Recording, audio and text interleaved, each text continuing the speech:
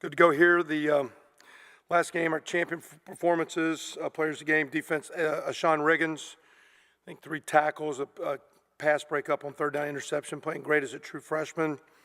Really challenged in that game too with some speed, good players, great performance there.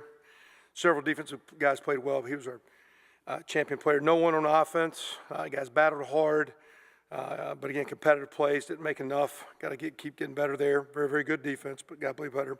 Our specialist player of the game, Joseph Gideon, really moved different things in the kicking game. 2 really good punts inside the 5. I think last year we had 1 snap for the season inside the 5. I think to date we've made the opponent snap 11 snaps inside the 5, so that's been nice. It's several times we're pinning them deep. Got to hold them down there and flip the field. One of the times we held them down there and they punched out to the 30 and the kid had a 52-yard punt. We got it back on the 18, so we pinned them down, but then with their punter, they flipped the field on us. We had some really great scout looks last week. I think one of the reasons our defense played so well, we're getting an awesome look. It started Monday. We got to get a good go today. We talk about our team getting deeper, and sometimes that means your scout teams and your freshmen. You know, a lot of those freshman receivers aren't playing, but they're giving you looks and to get the speed that you need when you're playing the upper-level teams, and it's been outstanding. We had Xander Diamont was our quarterback for him last week because of the nature of what they do at Ohio State. And Ricky Brookins and Alex Rodriguez. Those are 3 old guys, a couple walk-ons that earned scholarships. All 3 of those guys are guys that travel and play for us, but they did a great job at the attack look last week, and Alan Stallings on defense. Game itself is, we played strong. It was solid, but a lot of respect for Ohio State. That's a really good team, very, very talented in structure and scheme, and they're really good. It's an outstanding team. We had some mistakes, and you're always going to have some, but we had some critical mistakes that would, in a really strong opponent, haunt you more than, not that you're ever going to be perfect because you're not, and the game's not, but your margin of error is pinched a lot. A turnover inside our 10 by Richard, not protecting the ball, 1 hand on the ball, really not moving fast, getting rid of it, put him in a better situation, gave them an easy score. Kickoff return when we made it 17-10 inside the 10. So we gave them 2 easy field positions. It'd be great to see our defense respond home to the field goal. They did get put in 2 tough spots. That's 14 points. Twice we had the ball on the 4-yard line and didn't score. One situation we're running it, one situation we're throwing it, and didn't score. So you got it 1st and goal. We had it 2 or 3 times on the 35. One time we had on the 35 had a delay, or 37 had a delay, 35 had an offside, and we pooch punt, sky punted. So we had 10 yards of non-aggressive penalties that ended a drive with a delay. Matter of fact, on the delay, Richard had 6 seconds to get the count off and just didn't see the clock. Got lost in time. Thought he played well, but it's the first time he's played quarterback since he's been here because the stress of the arena and the stress of the opponent and the speed and the sides and the windows, and that's the first time he's really played quarterback. He's taken some snaps and ran some plays, but that's a game where you can talk all the game situations you want, but until you're out there and it is really, really loud and hard to communicate. And man, those guys are fast, and here's the windows, and you got to get rid of it and distribute it. So great learning situation for him. He played well, but can play better. We played solid D. We keep improving. Our kicking game was pretty good except for the kickoff return. So, again, solid performance, but not good enough. Getting in the 4th quarter where we're playing with it. I think that team was, winning games by an average of 49. We got a chance in the 4th quarter, even with the critical mistakes, to make it a 1-possession game at the 10-minute mark, and we don't. So we fought it and battled it, but we got to keep getting better. A lot of things we can improve. We've shown that. We're off to a good start this week. Nebraska comes in. I don't know if the polls are out yet because of the hurricane issues, and we send some thoughts to a lot of people down there. We got a lot of family and friends and players. Got family in North Florida, Central Florida, up through the Carolinas. We got a kid on our team from Charleston. So we send our prayers and thoughts. I think all our families are well, but that being said, that's delayed the poll. Nebraska was 12th. I would assume they're going to be 8 or 9 with a couple losses when that comes out. So top 10 teams coming in, 5-0. Really solid on offense. 3 guys running the ball for 60 yards a game, give or take. Both their tailbacks, Newby, I think it's pronounced Ozigbo, I think, if I'm saying it right. Fast, strong runners. Quarterback's running for 58 change, 59 yards a game. So 3 guys at 60 yards a game running the ball for 230, 240. And then Tommy makes him go at quarterback throwing the ball, live arm. So here's, much like last week, it's a really good running attack with good running backs. You add the quarterback into the run game, who's a very, very dynamic runner, and then he's throwing the ball really, really, really well. We've not faced these guys, but you see them from afar. Probably don't know them as well as like Ohio State, but there's some similar traits offensively with line play, running game, a great quarterback that can make a lot of plays, and speed in the perimeter. Defensively, they're playing solid, about 160 running, 170 passing, or 190 passing, something about 350, 60 yards a game. Playing, they're not giving up big plays or making you snap it again. Just like Ohio State, they're 36 minutes time of possession. They keep the ball from you, and they do great on offense, which helps their defense. They're +4 in the turnover ratio, so they don't turn the ball over. They don't give up big plays. Got great combination on offense. So again, they'll be a really, really tough challenge. It's homecoming. I would expect the way we're playing. I thought the crowd last week against Michigan State 2 weeks ago was awesome. I know our kids, that crowd Saturday was awesome. Those guys and I've been over, that thing got loud Saturday. It got really loud, and it was really good. And I know it affects your team. I think our kids enjoyed it. I thought against Michigan State, our fans were really critical in the fourth quarter. They had some communication issues, and you'd like to think of homecoming. I think the weather, I didn't check it today. Is the weather still holding? We'll find a reason between the weather or the highway, but you can put on a parka. You can come a little bit early. It's a great team coming in. They're top 10. They're 5-0. It's historically one of the premier programs, brands of college football. Our team's getting better. Our fans were awesome last time. I'd love a bigger crowd. I'd like to pack it up, fill that arena, get it loud, and go the distance, because it's got a chance, if we play well, to maybe be a fourth quarter game again. So a great opponent, great challenge. We just got to keep working to get better.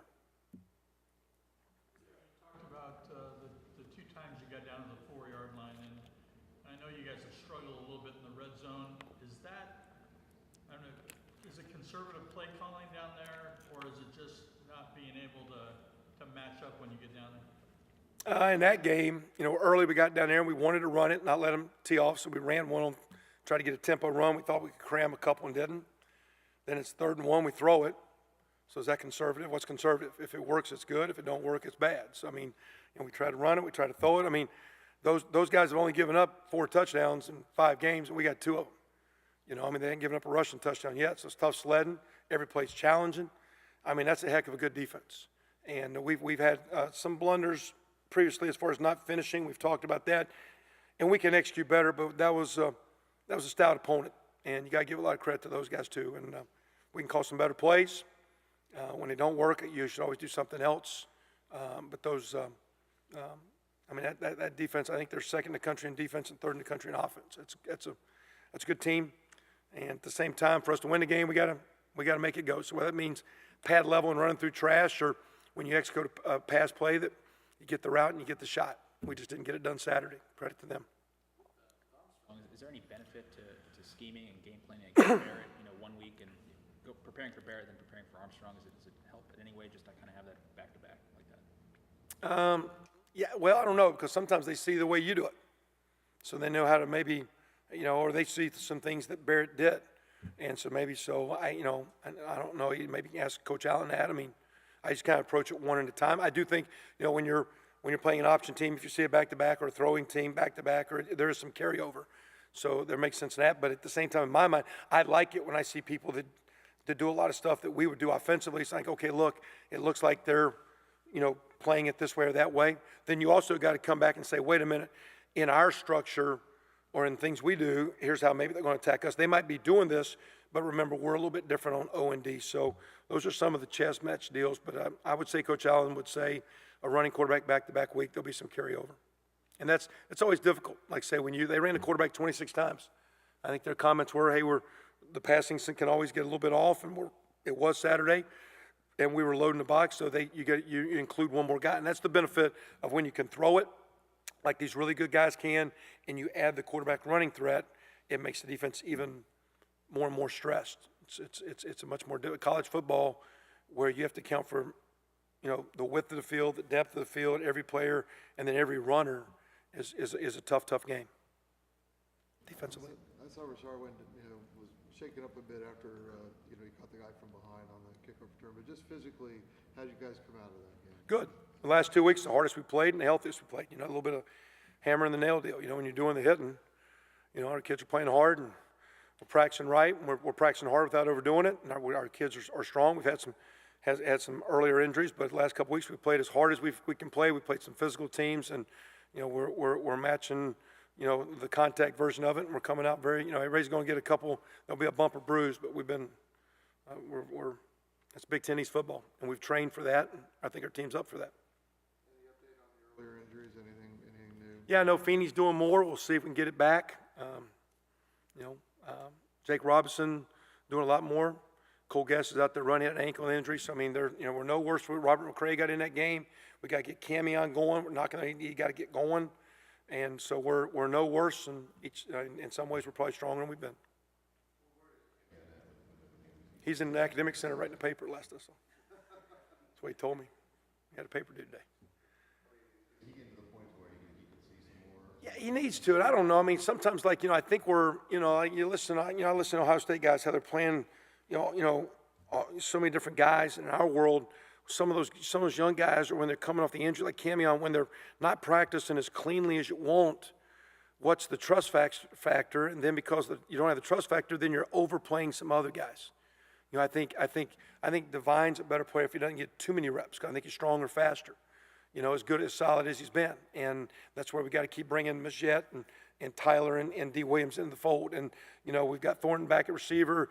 Donovan Hill's been a little inconsistent. We got to get Ian Thomas coming along. We lost Fuchs, but Ian coming out there. We got to get Cam. We need a lot of those guys, and we've been talking for about a month. But I kind of put it on the coaches again yesterday. Please practice those guys more that you will get them on the field. Because quite honestly, sometimes it's just a trust factor. And that lack of trust can wear to fatigue and wear down when you're playing this game. And not this game, but when you're playing the season. So we just got to keep pushing them along. And I'm not discouraged by anything. I'd like to see, not Camion, I'd like to see several of those guys practice better. I think sometimes when you're a second and third year guy, you're not getting the snaps, you can get moody. A really good team, those kids are hungry and they're fighting. And as a coach, you got to reward them and get them on the field. As a player, you got to bail your coach out and not let him down. So, you keep the momentum and it keeps building. Talk a little bit about Ashawn and his progress through the season, and then him getting the first start of his career. He's very smart. Got a lot of traits similar to Richard Fant. Now, he's a little bit bigger and longer than Richard. Richard's very intellectual, very smart, and I think Ashawn's the same way. And I think with intelligence, sometimes you can play faster because you can see it, you can process it, you can anticipate. So for a young player, I think he's got a really good head on his shoulders. I think he's very level-headed. He is big and long, where he's a little bit, we've had trouble in years past. Our secondary's been a little smaller. We're a little bit better there. We're tackling better in space.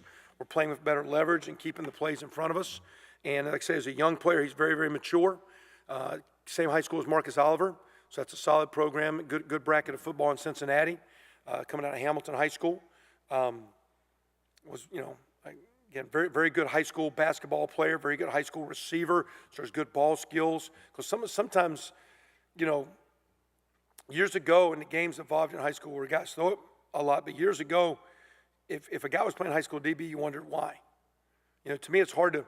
If you're a defensive back and you're going to play in this league and you can't play on your high school basketball team, what's wrong? If you look at, no disrespect to other athletes in the school, but if you're a good enough athlete to play Big Ten corner or safety, you think you could be a good high school basketball player on the track team. Maybe be a guy that's a tailback or, you're catching punts. When you're watching a DB and he's never returning a kick, what is his ball skills like? So I think the best thing about Ashawn is not only is he a good DB, but he came in as an all-around athlete. And the game's played in space so much, those guys got to be very acrobatic out there, as far as torquing and making plays on the ball. So very, very smart and a little bit longer, bigger guy. And I just think a well-rounded athlete that makes him, for a young kid, playing pretty good. So Tyler Green having a pass breakup too. You talk about a longer kid that, is able to play some corner for you.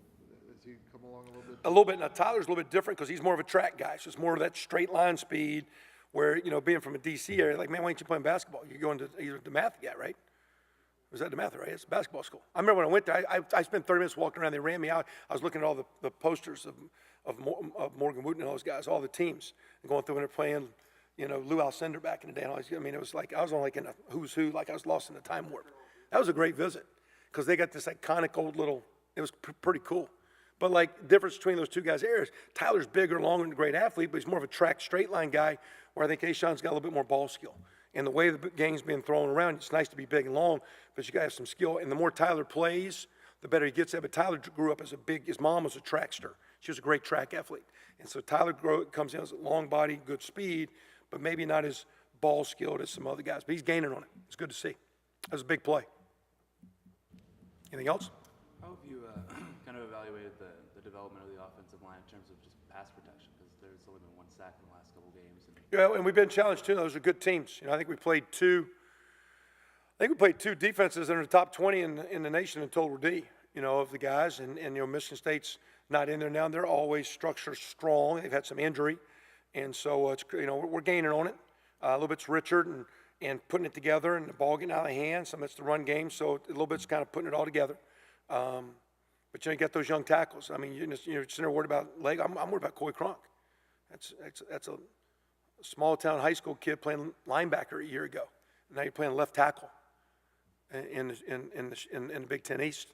And so, you got to do some things to give those guys some tools so they can operate. It's one thing to draw a circle and say, you got him.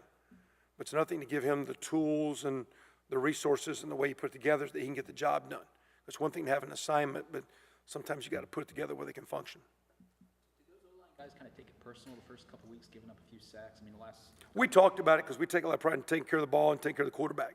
And we weren't. And sometimes it wasn't their fault. But we just, it's just there's certain keys to winning. Like we got to run the ball better. They, the difference of the day was they were good enough that they could run for 290, and we were good enough to run for 99. And that was, we've come, but we've not come where, because sometimes it's tough sled and you still got to run the ball. And running's schematics, but running's talent, but running's also a mindset. And we got to continue to play better run D and play better run offense. And the team coming in is running the football very well, and they're defending the run better than we are. And that's a little bit of last week's rub. That's a challenge. Do you talk to Richard at all just about the platform he has with raising his fist and making that kind of statement at a game? The only thing we talked back in preseason about it, and we didn't even know, like in our our script that it said come out the 5-minute mark, and we come out here I think at the 6 or 7 minute mark, and so we had no clue what was going on. Wasn't on the agenda, so we didn't say anything about it before the game. We did talk to our team. I think it's one thing to be respectful of the people that have served our country, and there's many different genders and races that have done that, and let's be respectful of what the flag stands for, but no one tells you to salute or put your hand on your chest or sway or put your eyes down or whatever.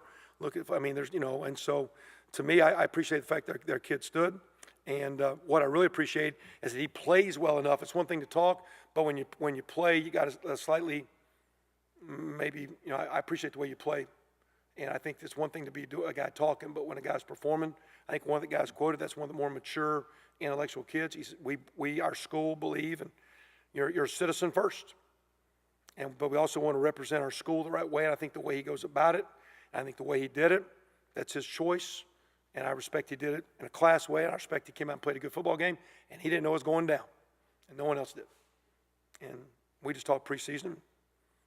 We'd more be unified as a team, making statements the way we. And I appreciate his comments. We're one as a team. We're one as a country. That's all we talk about our team about.